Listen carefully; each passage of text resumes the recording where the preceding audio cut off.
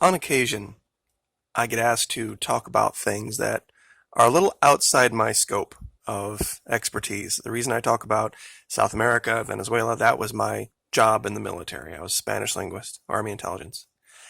So this amount of information variables that you have available to you is exactly the same as the amount of information variables that I have access to myself. So to speak about it like I'm some kind of an expert would seem to be a bit presumptuous, but when I'm asked to give an opinion, then I will give one. So I think this is foremost on everyone's mind about the nuclear program of Iran, North Korea. There's really not a lot you can do once this happens. I'll be very honest. Wherever it happens, I can give you some basic guidelines, and I'm sure a lot of you already know. But I would like to share with you something that was kind of inside baseball in the military a long time ago that I haven't seen it being trained recently. I'm sure it is being, but they might be holding it close to the vest. Any type of a nuclear device that would go off, the problem is it sends so much radioactive material so high into the atmosphere that really the fallout downwind is the real problem. I mean, locally, there's very little you can do. If you're very close, you're more than likely not even going to realize what's happened. There'll be a flash, and then that'll just be the end. But those who are destined to live out the aftermath in the radiation are the ones that are really going to suffer. The one thing the military does that it teaches well is distance and layers. The more layers of things that you can put between you and the radiation, the better. There are some things where it isn't going to matter, but as you can see here, this is just a placeholder type of image to show what they teach. The levels of MOP gear, you notice they're in a bunker, they're underneath, they're surrounded by sand, and of course they still all have their equipment to mitigate exposure that they are ultimately going to be faced with. You know, and they test, and this is, I just wanted to bring this up and show this. This is, of course, RAF. They test different masks to do different jobs. When I was in, the masks were a lot less effective than they are now. That you could have one of these would be great, but the vast majority of people that don't, you're going to have to probably look at other means.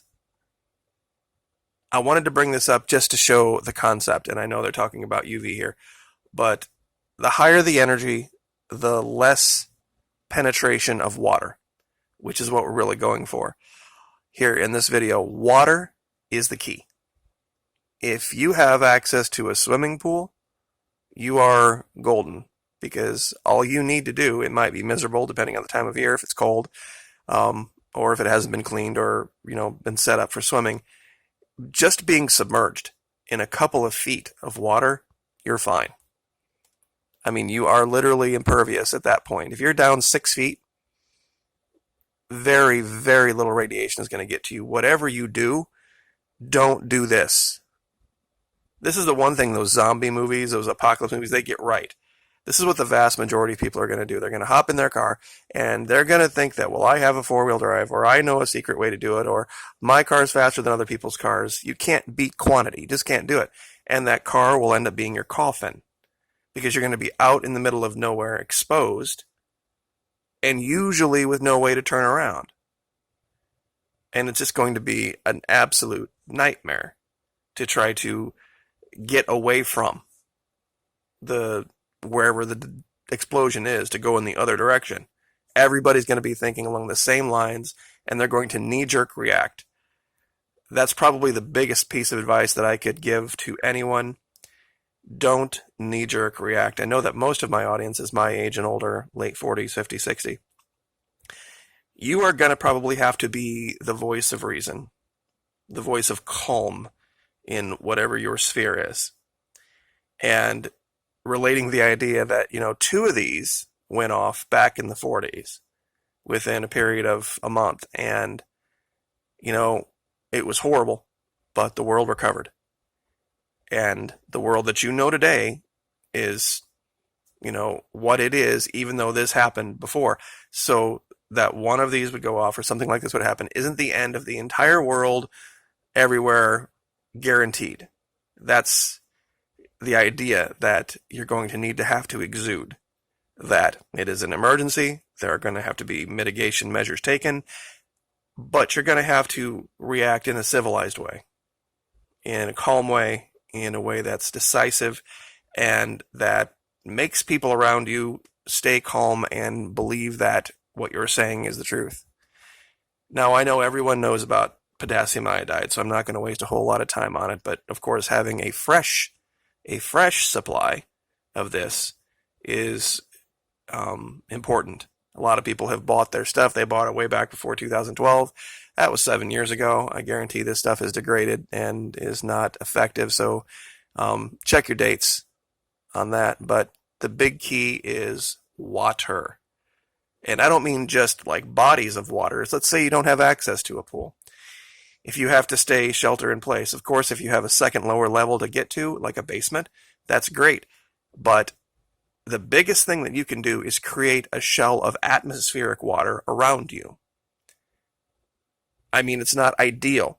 Ideally, it'd be great if you get in your car and you could drive 1,000 miles away, but let's say you can't. Let's say that you have to be stuck in place. The most important thing you can do is get yourself surrounded by water, and this is the inside baseball part that I talked about before. You need to stop eating. And I know that's like, wait, what do you mean stop eating? You need to start drinking copious amounts of water and stop eating anything. Which is, of course, going to make you start to go to the bathroom all the time. That's what you want. You want an extremely high metabolism. Not eating will kind of work against that, but eventually, after you start drinking tons and tons of water, your body will kick into high gear. And it'll start burning off fat, which I'm sure a lot of us could probably use that anyway. But once it starts burning that off, and you're not ingesting anything that could possibly have been exposed to something or is currently in the process of being exposed, the water, the flushing mechanism, is one of the best defenses. You add that to creating this hydrological cloud around you. You see, there are certain things that certain kinds of radiation can penetrate and it can't penetrate. I don't want to get too deep in the weeds on that, but I just want to focus on what can the average person do. What can the average person do to, within a day to 2 days, to attempt to mitigate to the very best of their ability radiation exposure? There's, I'm sure, going to be a lot of people in the comments section with all these wonderful, long, drawn-out explanations of what you need to do and where you need to go and all the different things that you need to have. Some people don't have those resources. They don't have the money to buy the stuff. They don't have and they don't even have access to it. And to be very truthful, at the time when it's happening, you might have to be responsible for a bunch of people, and trying to explain that and bring everybody up to speed at the same time during this catastrophic event isn't going to be a recipe for success. This is easy. If you have humidifiers, have more. If you have a basement, ideally upstairs, get them all going. Upstairs, make it as dense a humid environment as you possibly can, while you downstairs are just drinking a ton of water. If you have the potassium iodide, sure, absolutely take it. That's an easy one. Here, take these pills. What happens, for those of you that don't know, it's the iodine in the pills absorbs the radiation, then it passes it through your body so that it doesn't stick. It doesn't stay in your body. That's the idea, is to let it move through and let the body do its job, basically, and get rid of things. But the not eating. Stop eating at least 3 to 5 days. Most people can handle 3 to 5 days with no food, no problem. You'll be miserable. You'll be hungry, low blood sugar, probably irritable. But just prepare for that. But push come to shove, even this is better. If you have the ability to somehow to get water out of the ground without electricity, hand pumping water from way, way, way below ground level, clearly that water is not going to be contaminated from the explosion, at least not yet. That's going to take a long time for that radiation to, settle on the ground, and then rainwater, and then by the time it moves its way all the way down through the system, it's not going to be down there in the amounts that once it's brought back up is going to be dangerous.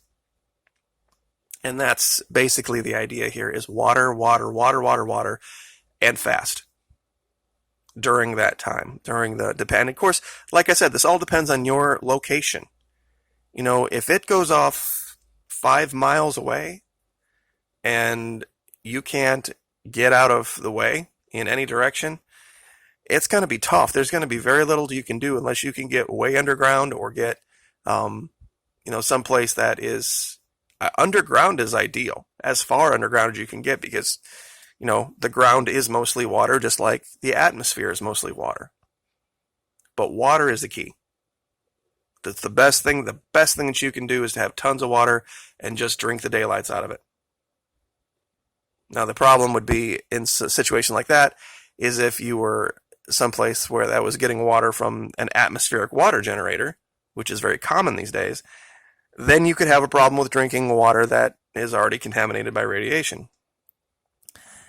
So that's why having 3 sources, having an atmospheric water generator, number 1, is a great idea. Having water, bottled water, good bottled water, stockpiled, number 2, is a great idea. And number 3, having a hand well, some type of a pump that you can either operate by hand if there's no electricity, or having some ability to power a pump that isn't connected to the main grid so that you can get water out yourself. So that's basically the 3 levels, but water will be the key. And the not eating thing, it's just, you don't need to. And the introducing of new things into your body that you may or may not be able to ascertain the contamination level of is just good common sense. Good common sense. And plus what will happen is, without any new calories coming in, your body will of course turn to its fat stores, which is where a lot of the radiation, if you were going to be exposed, would start to absorb. And so you can start to burn that off and keep that moving. Keep that whole water system of your body moving is what they trained us. And yeah, it sometimes can be an inconvenience, but given the option, I don't think it's too bad of a thing to watch. So I guess I will leave that there, but water is your friend. It is the best thing that you can have. If you had to give me one survival thing that I could have in all of my kit, I think everyone would agree, 100% of you would agree, it would be something to guarantee my continued supply of fresh, clean water. That would be your number one desired thing in any type of a survival kit. So we will leave it there. Like, share, subscribe, and we will see you next time.